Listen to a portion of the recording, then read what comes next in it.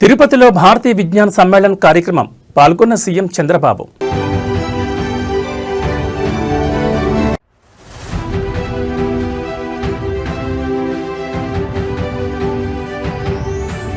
పెట్టుబడుల సరళీకరణ చేశాం, కేంద్ర మంత్రి జితేంద్ర సింగ్ వ్యాఖ్య.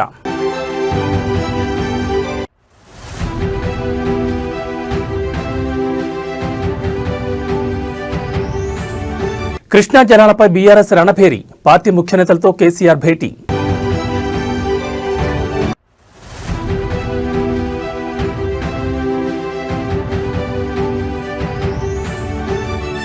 ముగిసిన ప్రభాకర్ రావు కస్టోడియల్ విచారణ, ఫోన్ ట్యాపింగ్ కేసులో 14 రోజుల పాటు విచారించిన సిట్.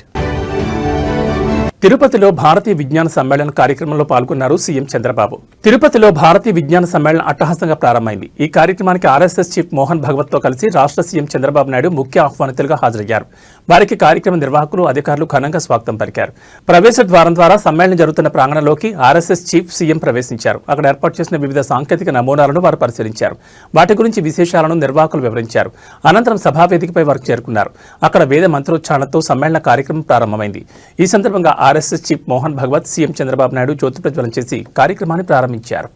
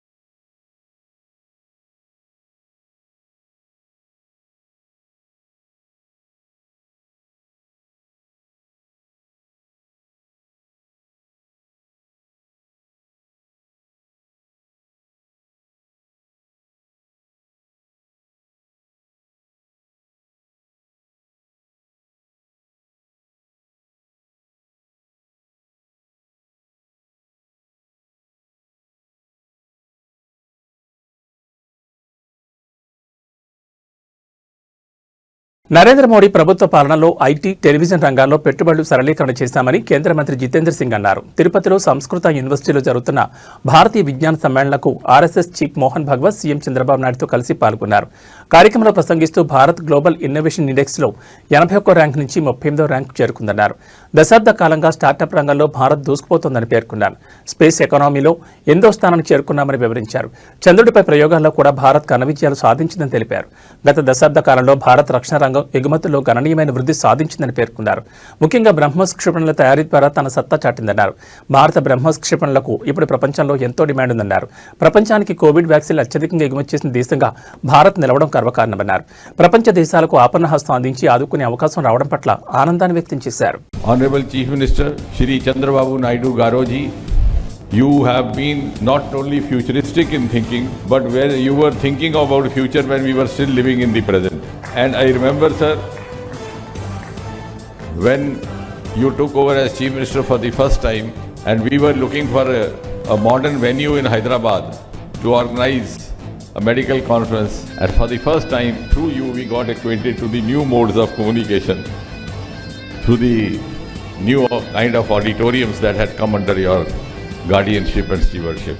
తెలంగాణలో నీళ్ల రాజకీయం మరింత వేడెక్కింది. కృష్ణానది నీటి వాటా విషయంలో సీఎం రేవంత్ రెడ్డి, నీటిపారుదల శాఖ మంత్రి ఉత్తమ్ కుమార్ రెడ్డి తెలంగాణ ప్రయోజనాలను తాకట్టు పెట్టారని బీఆర్ఎస్ నాయకులు తీవ్ర ఆరోపణలు చేస్తున్నారు. ముఖ్యంగా పాలమూరు రంగారెడ్డి ఎత్తిపోతల పథకానికి కేవలం 45 టీఎంసీల నీరు సరిపోతుందని కేంద్రానికి లేఖ రాయడం దారుణమని విమర్శలు గుప్పిస్తున్నారు. ఈ నేపథ్యంలోని ఇవాళ మధ్యాహ్నం 2 గంటలకు ఎర్రవల్లి ఫామ్ హౌస్లో బీఆర్ఎస్ అధినేత మాజీ సీఎం కేసీఆర్ ఉమ్మడి మహబూబ్నగర్, నల్గొండ, రంగారెడ్డి జిల్లాలకు చెందిన నేతలతో భేటీ కాబోతున్నారు. ఈ సమావేశంలో మాజీ మంత్రి హరీష్ రావు, కేటీఆర్, పలువురు పార్టీ సీనియర్ నాయకులు కూడా పాల్గొనున్నారు. ఈ భేటీలో ప్రధానంగా పాలమూరు రంగారెడ్డి ఎత్తిపోతల పథకంపై లోతైన చర్చ జరగనుంది. గత బీఆర్ఎస్ ప్రభుత్వ హయాంలో ఈ ప్రాజెక్టుకు భారీగా నిధులు కేటాయించి పనులు దాదాపు పూర్తి స్థాయికి తీసుకొచ్చినా ప్రస్తుత కాంగ్రెస్ ప్రభుత్వం నిర్లక్ష్యం వహిస్తుందనే విషయాన్ని ప్రజల్లోకి బలంగా తీసుకెళ్లే అంశంపై చర్చించనున్నారు. పాలమూరు రంగారెడ్డి ఎత్తిపోతల ప్రాజెక్టు డీపీఆర్ను కేంద్రం తిరస్కరించడంలో కూడా రాష్ట్ర ప్రభుత్వం నిశ్శబ్దంగా ఉందని, ఈ విషయాన్ని ఎండగట్టాలని భావిస్తున్నట్లుగా తెలుస్తోంది. కృష్ణా జలాల విషయంలో రాష్ట్రానికి జరుగుతున్న అన్యాయంపై గ్రామాల వారీగా సమావేశాలు, జన ఉద్యమాలు చేపట్టాలనే వ్యూహంపై ఈ భేటీలో చర్చించనున్నారు. 3 జిల్లాల్లో జనవరి 2026లో భారీ బహిరంగ సభలు నిర్వహించే అంశంపై నిర్ణయం తీసుకునే అవకాశం కూడా ఉంది.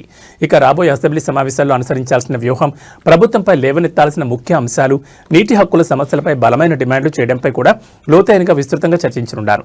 ఇవాల్టి భేటీ తర్వాత బీఆర్ఎస్ పార్టీ తెలంగాణ జల హక్కుల కోసం మరింత బలోపేతమైన పోరాటానికి శ్రీకారం చుట్టనుందని గులాబీ పార్టీ శ్రేణుల్లో జోరుగా చర్చ జరుగుతోంది.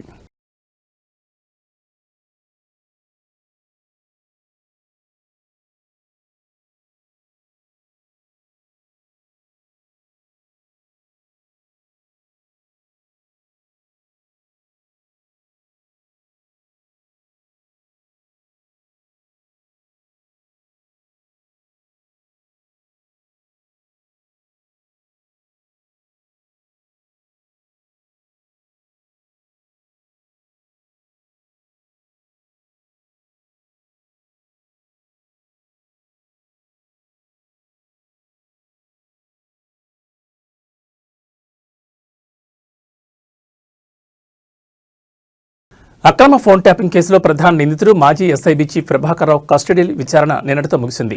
ఈ క్రమంలోనే ఆయనకు సిట్ అధికారులు ప్రభుత్వ ఆసుపత్రిలో వైద్య పరీక్షలు చేయించి ఇవాళ తెల్లవారుజామున జూబ్లీహిల్స్ పోలీస్ స్టేషన్ నుంచి విడుదల చేశారు. జనవరి 16న కేసుకు సంబంధించి నివేదికను సిట్ సుప్రీంకోర్టుకు సమర్పించనుంది. దేశ అత్యున్నత న్యాయస్థానం సుప్రీంకోర్టు ఆదేశాల మేరకు డిసెంబర్ 19న ఆయన కస్టడీని నిన్నటి వరకు పొడిగించిన సంగతి తెలిసిందే. ఈ మేరకు డిసెంబర్ 12న జూబ్లీహిల్స్ పోలీస్ స్టేషన్లో లొంగిపోయిన ప్రభాకర్ రావును 14 రోజుల పాటు హైదరాబాద్ సిపి వీసీ సజ్జనార్ నేతృత్వంలోని 9 మంది స్పెషల్ ఇన్వెస్టిగేషన్ టీం సుదీర్ఘంగా విచారించింది. ఇక విచారణలో భాగంగా చివరి రోజు కేసులో సహనిందితులైన ప్రణీత్రావు, భుజంగరావు, రాధాకృష్ణరావు, తిరుపతన్నలను సిట్ జూబ్లీహిల్స్ పిఎస్ పిలిపించి ఒక్కొక్కరుగా ప్రశ్నలు సంధించి కీలక సమాచారం రాబట్టారు. నేరుగా సీఎం కార్యాలయానికే ప్రభాకర్ రావు రిపోర్ట్. విచారణలో భాగంగా ఉద్యోగ విరమణ పొందిన తర్వాత ఎస్ఐబీ చీఫ్గా తన పునర్నియామకంపై సిట్ ప్రశ్నించగా ఆ విషయం కేసీఆర్ని అడగాలని ప్రభాకర్ రావు చెప్పినట్టుగా తెలుస్తోంది. హరీష్ రావును తరచూ ఎందుకు సంప్రదింపులు జరిపామని అడగగా అందుకు ఆయన హరీష్ రావుకు మావోయిస్టుల నుంచి ప్రాణహాని ఉన్నందున జాగ్రత్తలు చెప్పేందుకు ఆయనతో తరచూ సంప్రదింపులు జరిపినట్లుగా ప్రభాకర్ రావు తెలిపారు. ఇక ఆయన విధి నిర్వహణలో భాగంగా ఉన్నతాధికారులకు కాకుండా నేరుగా సీఎం కార్యాలయానికే రిపోర్ట్ చేసేవారని సిట్కు చెప్పినట్లుగా సమాచారం. సిట్ విచారణపై ఎస్ఐబీ చీఫ్ విజయ్ కుమార్ సమీక్ష కాగా 14 రోజులుగా సిట్ విచారణ జరిగిన నేపథ్యంలో గురువారం రాత్రి ఉన్నతాధికారులు కీలక సమీక్ష నిర్వహించారు. Intelligence chief Vijay Kumar SIT chief సజ్జనార్తో పాటు సభ్యులతో సమీక్షించి దర్యాప్తు పురోగతిని అడిగి తెలుసుకున్నారు. ఈ క్రమంలో ప్రముఖులకు నోటీసుల అంశంపై చర్చకొచ్చినట్టుగా తెలిసింది. మరోసారి సమీక్షించి ఆ విషయంలో తుది నిర్ణయం తీసుకునే అవకాశం ఉంది.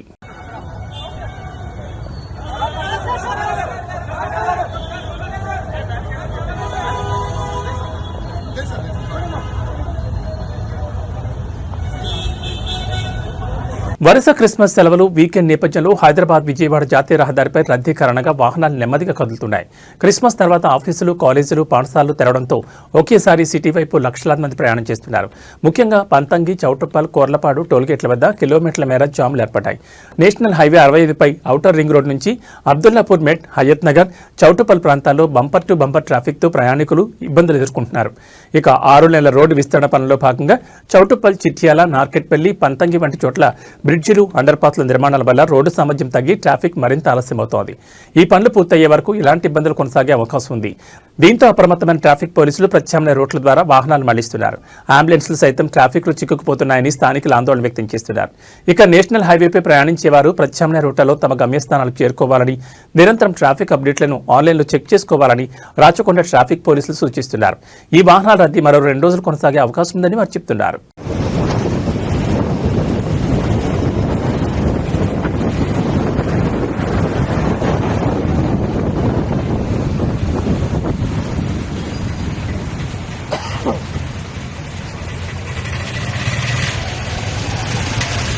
రాష్ట్ర వ్యాప్తంగా సంచలనం సృష్టించిన నకిలీ మద్యం కేసు దర్యాప్తులో కీలక ముందడుగు పడింది. ఈ కేసులోని 5 ప్రధాన నిందితులను 3 రోజుల కస్టడీకి ఇస్తూ తంబళ్లపల్లి కోర్టు అనుమతించింది. కోర్టు ఆదేశాలతో ఎక్సైజ్ పోలీసులు ఈ రోజు నిందితులను అదుపులోకి తీసుకున్నారు. ఈ కేసులో 7 నిందితులను కస్టడీకి ఇవ్వాలని కోరుతూ ఎక్సైజ్ పోలీసులు తంబళ్లపల్లి కోర్టులో పిటిషన్ దాఖలు చేశారు. దీనిపై విచారణ జరిపిన న్యాయస్థానం 5 నిందితులను 3 రోజుల పాటు పోలీస్ కస్టడీకి అప్పగిస్తూ ఉత్తర్వులు జారీ చేసింది. ప్రస్తుతం మదనపల్లి సబ్ జైల్లో రిమాండ్లో ఉన్న A1 Addepalli Janardhan Rao, A26 Jaganmohan Rao, A28 తాండ్ర రమేష్, A27 తిరుమలశెట్టి శ్రీనివాసరావు, A29 షేక్ అల్లా పక్షులను పోలీసులు కస్టడీలోకి తీసుకున్నారు. కస్టడీకి తీసుకున్న వెంటనే నిందితులకు వైద్య పరీక్షల కోసం ఆసుపత్రికి తీసుకెళ్లారు. వైద్య పరీక్షలు పూర్తయిన తర్వాత వారిని విచారణ నిమిత్తం మదనపల్లి ఎక్సైజ్ పోలీస్ స్టేషన్కి తరలించనున్నారు. ఈ కేసుకు సంబంధించి ప్రత్యేక దర్యాప్తు బృందం అధికారులు వీరిని ప్రశ్నించి కీలక సమాచారం రాబట్టే అవకాశం ఉంది. ఈ విచారణలో మరిన్ని కీలక విషయాలు వెలుగులోకి రావచ్చని అధికారులు భావిస్తున్నారు.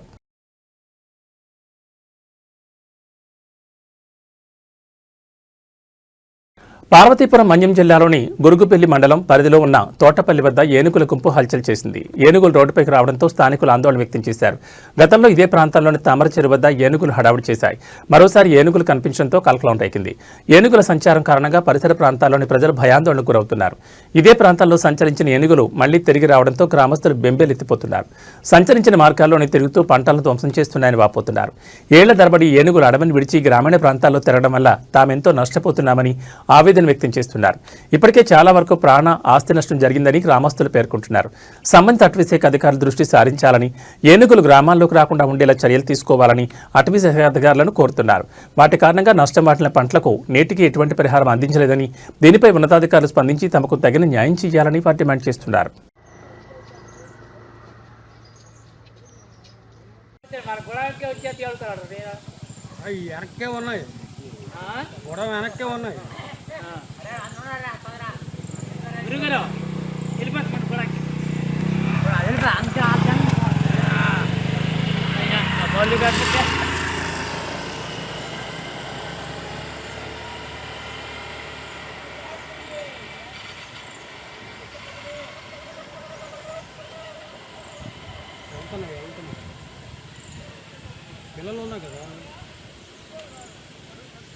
రైతులకు తెలంగాణ ప్రభుత్వం గుడ్ న్యూస్ చెప్పనుంది. వచ్చే సంక్రాంతికి రైతుల ఖాతాల్లో రైతు భరోసా డబ్బులు జమ చేయనున్నట్లు సమాచారం.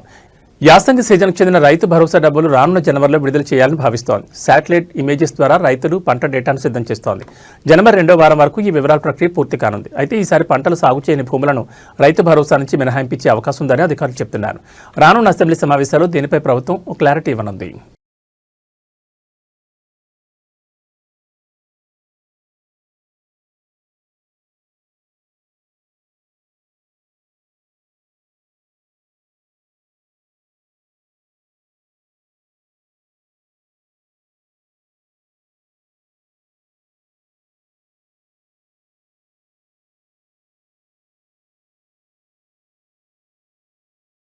దేశవ్యాప్తంగా రైలు ఛార్జీలు పెంచుతూ ఇండియన్ రైల్వేస్ ఇటీవలే ఉత్తర్వులు జారీ చేసిన విషయం తెలిసిందే. ఈ క్రమంలోనే నేటి నుంచి పెంచిన రైల్వే ఛార్జీలు అమల్లోకి రానున్నాయి.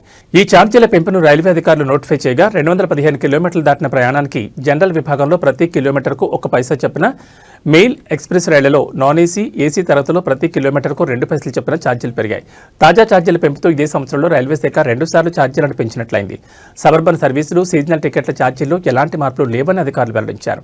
ఇక తేజస్ రాజధాని, శతాబ్ది, దురంతో, వందే భారత్, హంసఫర్, అమృత్ భారత్, తేజస్, మహామాన, గతిమాన్, అంత్యోదయ, గరీబ్ రథ్, జనశతాబ్ది, యువ ఎక్స్ప్రెస్, నమో భారత్, ర్యాపిడ్ రైల్, సాధారణ యాప్, సబర్బుల్ యాప్, MUD, EUMతో సహా ప్రధాన రైలు సర్వీసుల ప్రాథమిక ఛార్జీలు పెరుగుతాయని అధికారిక రైల్వే శాఖ విడుదల చేసిన నోటిఫికేషన్లో స్పష్టంగా పేర్కొంది.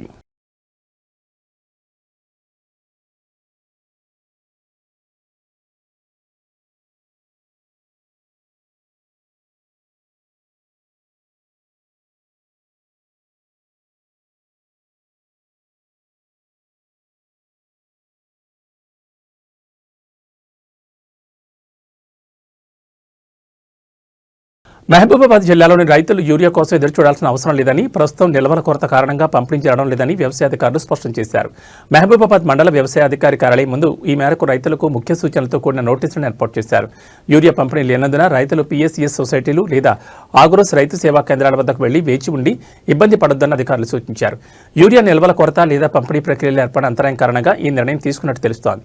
తదుపరి పంపిణీ ఎప్పుడు ప్రారంభమవుతుందో అధికారులు మళ్లీ తెలియజేసే వరకు రైతులు సహకరించాలని కోరారు.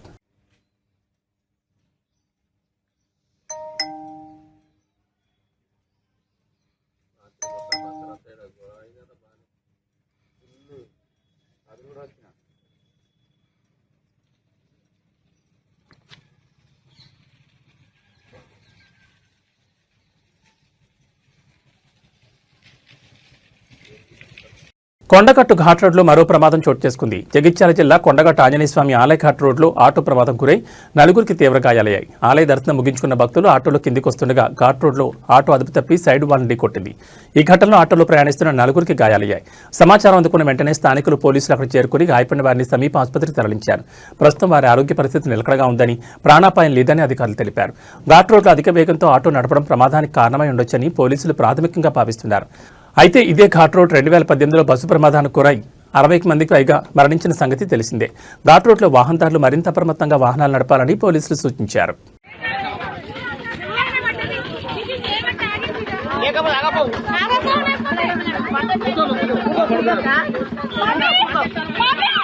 తిరుమల శ్రీ వెంకటేశ్వర స్వామి దర్శనానికి భక్తుల రద్దీ రోజురోజుకు పెరుగుతోంది. సెలవులు, శుభకార్యాల సీజన్ కావడంతో దేశవ్యాప్తంగా వివిధ రాష్ట్రాల నుంచి భక్తులు తరలివస్తున్నారు. దీంతో దర్శనార్థులు శిలాతోరణం వరకు విస్తరించిన క్యూలైన్లో గంటల తరబడి నిరీక్షించాల్సిన పరిస్థితి ఏర్పడింది. సర్వదర్శనానికి ప్రస్తుతం సగటున 24 గంటల సమయం పడుతోంది. ప్రత్యేక ప్రవేశ దర్శనాలకు ఆలస్యం తప్పడం లేదు. భక్తుల రద్దీని దృష్టిలో పెట్టుకుని క్యూ కాంప్లెక్స్లో అదనపు సిబ్బందిని నియమించారు. త్రాగునీరు, అన్నప్రసాదం, శానిటేషన్, వైద్య సదుపాయాలను మరింత మెరుగుపరిచామని తెలిపారు. వృద్ధులు, దివ్యాంగులు, చిన్నపిల్లలతో వచ్చే భక్తుల కోసం ప్రత్యేక లైన్లు ఏర్పాటు చేసి సౌకర్యాలు కల్పిస్తున్నారు. ఎండల తీవ్రతను దృష్టిలో పెట్టుకుని షామియానాలు, ఫ్యాన్లు, వాటర్ ట్యాంకర్లను ఏర్పాటు చేసినట్లు అధికారులు వెల్లడించారు. భక్తులు సహకరిస్తే దర్శన ప్రక్రియ సాఫీగా కొనసాగుతుందని టీటీడీ విజ్ఞప్తి చేస్తోంది.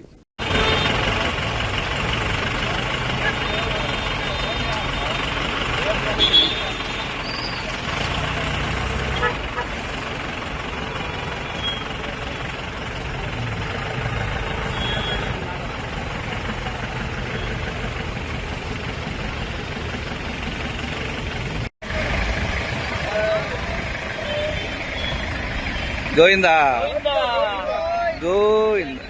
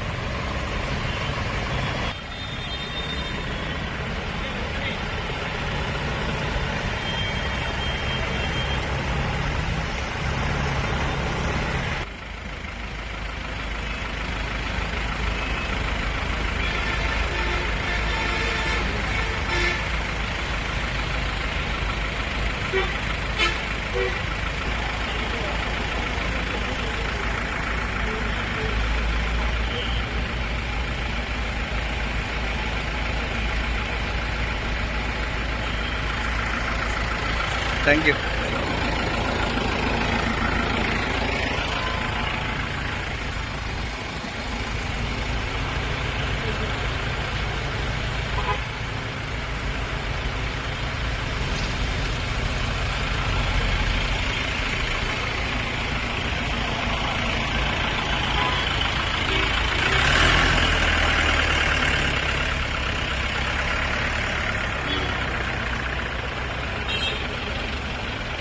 ఇవి ఈ బులెటిన్ విశేషాలు. మరో బులెటిన్లో మళ్ళీ కలుసుకుందాం. నమస్కారం.